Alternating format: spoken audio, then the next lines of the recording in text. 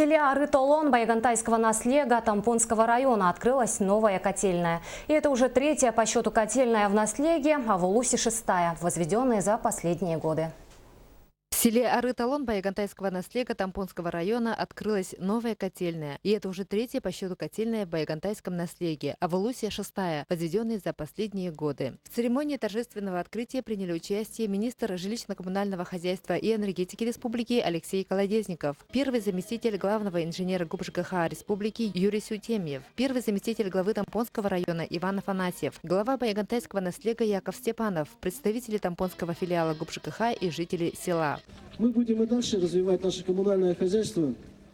Конечно, отрадно, что тампонцы, они в этом плане передовые.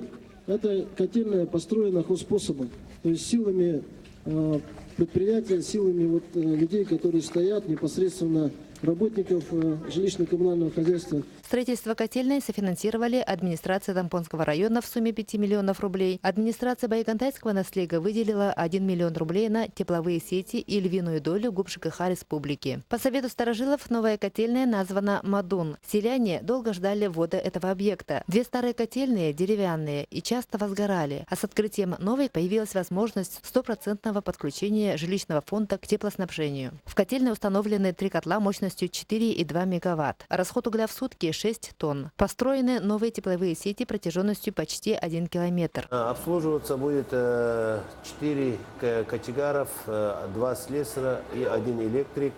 Новая котельная отапливает школу, детский сад, фельдшерско-акушерский пункт, 4 частных жилых дома и 4 многоквартирных. Мария Винокурова, Гаврил Семенов, НВК Саха, Хандыга.